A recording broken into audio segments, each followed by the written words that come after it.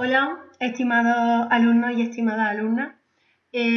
Puesto que he visto que ha habido problemas con mis enlaces a Prezi, pues he descargado un programa para grabar la pantalla del ordenador y grabar un vídeo viéndolo juntos, ¿vale?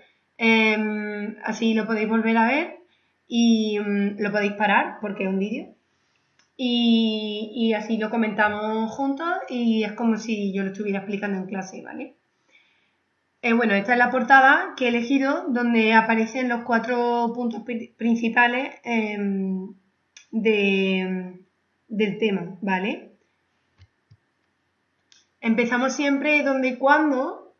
Sabéis que surge desde 1600 hasta 1750, aunque siempre las fechas son aproximadas, ¿vale? No son siempre tan exactas. Y entonces surge en España, Francia, Italia, Alemania, Inglaterra, Austria, todo eso son países, aunque se ve un poco mal, europeos, ¿vale? Porque es lo que nosotros vamos a estudiar el barroco en Europa.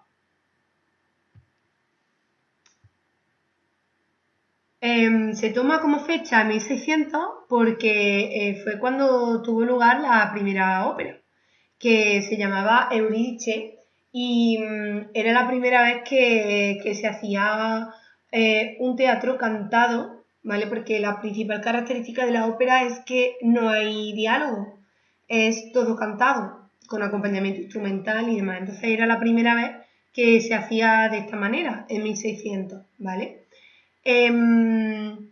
Además, este vídeo que os he puesto aquí, que ahora vamos a ver un poquito, ya que estoy haciendo este vídeo, voy a aprovechar para comentar que para decidir cómo iba a ser la ópera, es decir, para decidir las características de la ópera y demás, hubo en Italia una serie de personas interesadas en la cultura, en el arte y demás, que se reunían en torno a la camerata del conde Bardi, ¿vale? El conde Bardi era pues un conde que podía tener incluso la función de mecenas, que yo he explicado en clase, y entonces ahí, en torno a su corte, pues se reunía gente intelectual del momento como pues filósofos, escritores, pintores, ¿vale? Gente dedicada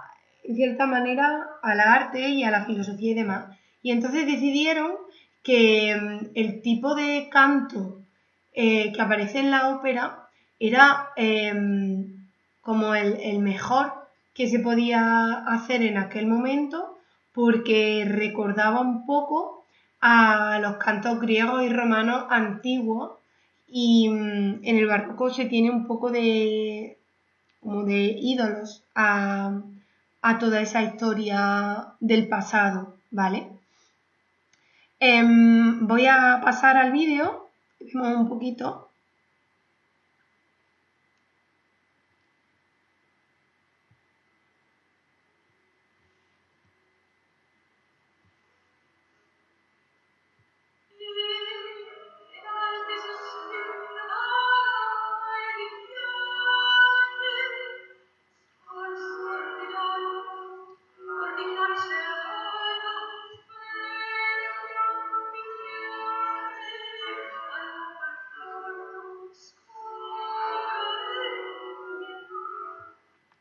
Vale, si os fijáis, la música de la ópera es sencilla. Hay una melodía principal que canta la cantante y luego el acompañamiento instrumental que es pues básico, ¿vale? No es muy complejo. Vale, estas son las características iniciales del canto de la ópera, ¿vale? Que es importante que lo sepáis. Vale, y ahora pasamos al final. O sea, hemos cogido 1600 como inicio por la representación de la primera ópera Eurídice en 1600 y ahora en 1750 el final porque muere Bach, ¿vale? Bach, no Bach, uno de los principales compositores del periodo, ¿vale? Bueno, ahora vamos a pasar al contexto, que ya lo expliqué en clase y lo voy a repetir así brevemente. En general todo es muy recargado, muy ornamentado, podemos verlo en las distintas imágenes de arte que yo he puesto aquí, ¿vale? Y hay además un interés por la ciencia, por la investigación. Acordaros de las leyes de Kepler, ¿vale? Que surgen en este momento. La gente se empieza a cuestionar pues, que no somos el centro del universo, se cuestiona cuál es nuestro lugar en el mundo, etcétera, ¿vale? También es importante pues, tener en cuenta que debido a esta necesidad de investigar y de ser intelectual, de estudiar, pues surge movimientos contrarios a la iglesia, ¿vale? Porque, bueno, pues porque hay gente que cree que el mundo se creó de otra forma, que nuestra función en el mundo es otra, y entonces surgen movimientos contrarios y diferentes a lo que siempre se había dado por sentado en cuanto al ámbito religioso. Y sobre todo lo que ocurre es que esta gente no admite los lujos, ¿no? y la exageración de recursos que tienen las clases altas, que las clases altas de aquel momento eran pues los nobles y el clero, ¿vale? Por último, en el contexto mencionamos el trabajo del músico y del compositor. Sabéis que vivían de los mecenas, tanto en la iglesia como en las cortes o como en las casas de los nobles. Los mecenas eran los que contrataban a los músicos o a los compositores para que tocaran y cantaran para ellos, para que compusieran para ellos, ¿vale? Recordad que el mecenas era la figura de promoter o manager de la época y que bueno, y que eso implica que, pues que los músicos y los compositores no son libres de componer lo que ellos quieran porque están siendo contratados por una persona, entonces lo que ellos compongan le tiene que gustar a esa persona, ¿vale? Seguimos con algo muy importante que surge en las salas de conciertos, ¿vale? Esto ya lo hemos dicho en clase y luego se va a repetir también en el tema del clasicismo, pero en general hay tres cosas, ¿vale? La creación de salas de conciertos hace pues que la gente que va no hace falta que sea invitada por las clases altas, porque antes solamente se podía escuchar música en directo si iba a la iglesia o si el mecenas te invitaba a su casa. Pero ahora se puede asistir a los conciertos sin que nadie te invite. Tú vas porque quieres. Esa es otra de las cosas. Tú vas porque quieres, porque te interesa esa música, porque te gusta y no porque te apetece ir a la fiesta del mecenas o tal, ¿vale? Entonces, esto conlleva que los compositores, pues al componer para un público más amplio que va a escucharlos porque le interesa, pues componen en base a sus propios gustos, ¿no? Que tienen en cuenta el gusto de la época en general, de lo recargado, de lo virtuoso y demás, pero son más libres de componer a su gusto y además su música llega a más gente. Por tanto, el surgimiento de las salas de conciertos tiene consecuencias muy positivas, ¿vale? Vale, ahora vamos a pasar a la tercera parte del tema, que son los principales compositores, que son, perdón, a las características musicales.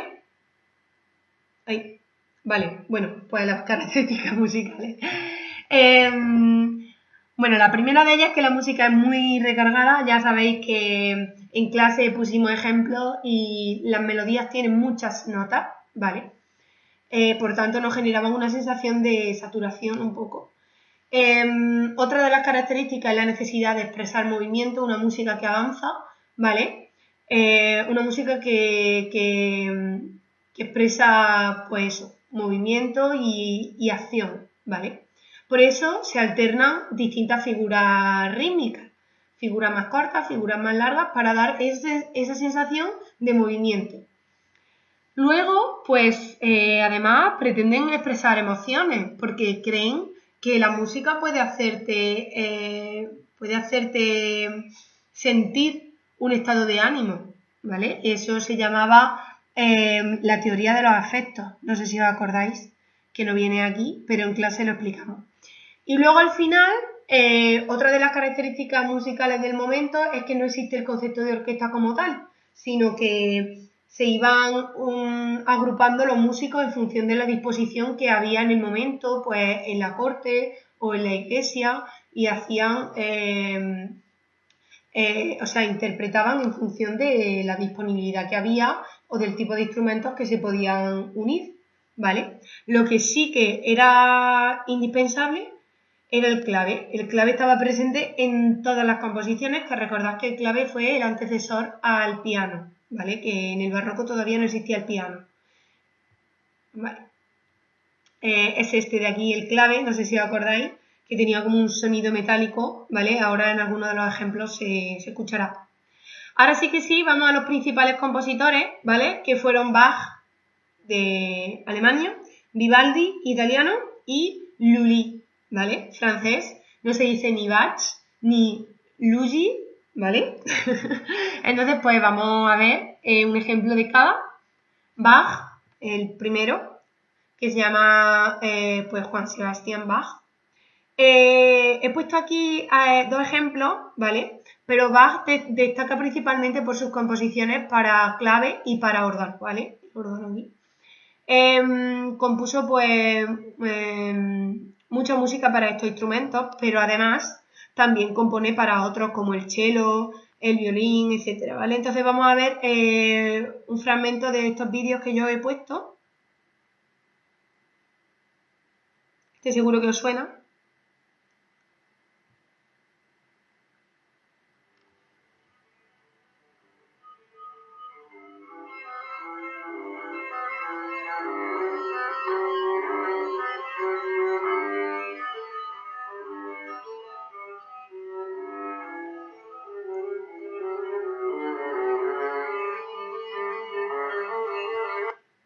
Vale, paso para pasar al siguiente. Seguro que os suena porque salía en un anuncio de coches. Audi, creo. Bueno, este ejemplo es para órgano, ¿vale? Y este os suena seguro. La tocata y fuga en re menor. De baja.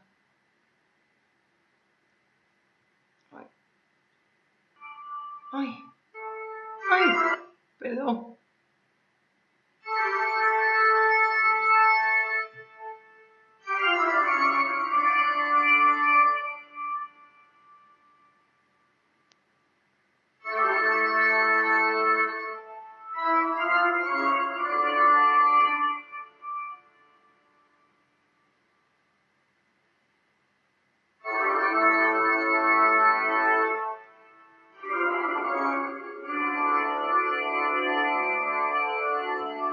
Vale, pausa un momento porque quiero que veáis la grandeza del instrumento, ¿vale? Que en este caso es el órgano. Los 4 teclados que tenía, ¿vale? Estos son los tubos por los que salía el sonido.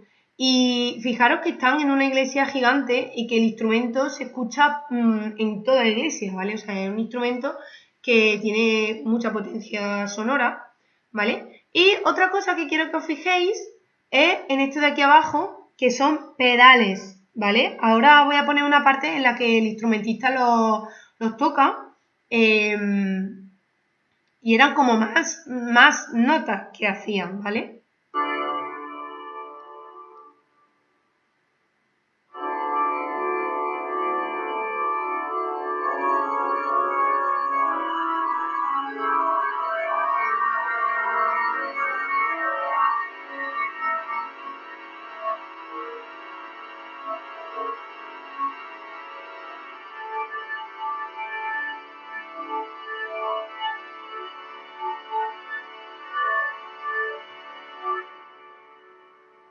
Vale, ahora viene lo difícil.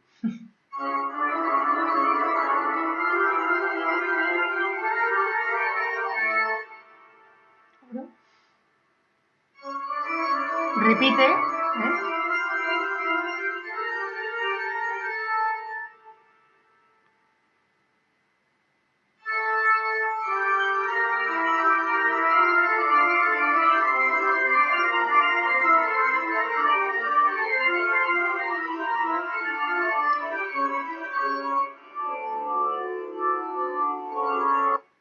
Vale, me gustaría buscar un momento en el que él se viera a él con los pedales.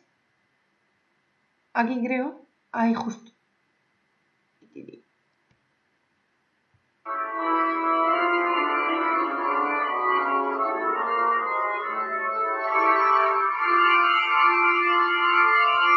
Vale, bueno, pasamos. Vivaldi, ¿vale? Este es el ejemplo que os puse en clase. Destaca por sus conciertos para solistas. Solista quiere decir un instrumento que tiene la mayor... tiene el principal protagonismo, ¿vale? Y es acompañado por la orquesta, ¿vale? Este lo puse en clase, lo voy a dejar brevemente un poquito.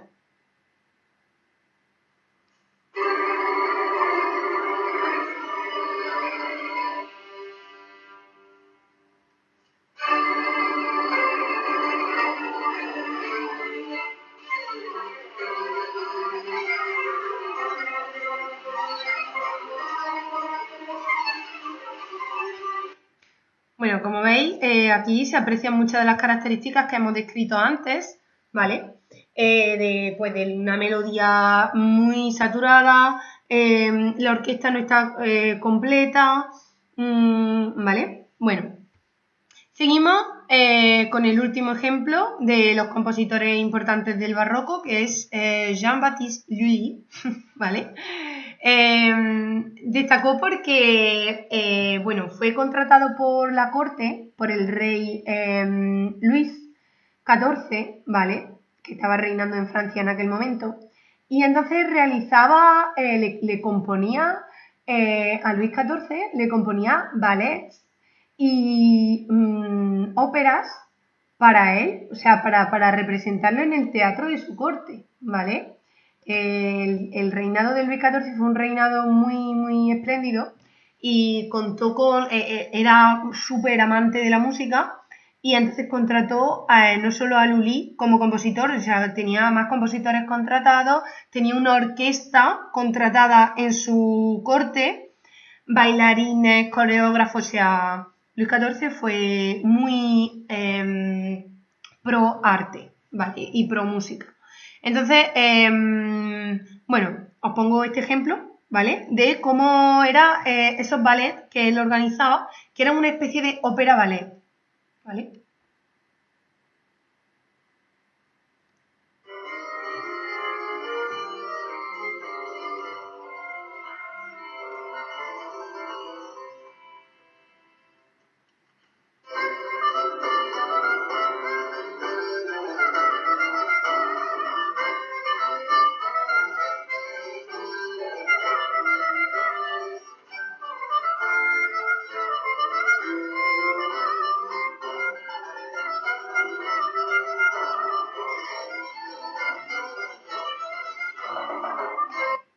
Vale, paro aquí para que analicemos juntos las características de la música. Como veis, es una música ornamentada.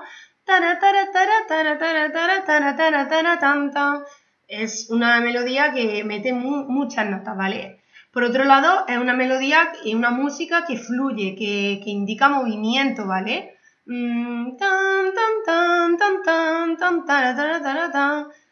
Y otra de las características que teníamos era el hecho de que no está la orquesta completa. En este caso escuchamos metales y escuchamos el clave, pero no se escucha la cuerda, ¿vale? Vale, entonces pues nada, eso sería todo. Espero que lo hayáis comprendido, que os haya resultado ameno e interesante y que os haya gustado mucho. Y nada, chicos, que estoy deseando volver a clase y que mucho ánimo. Adiós.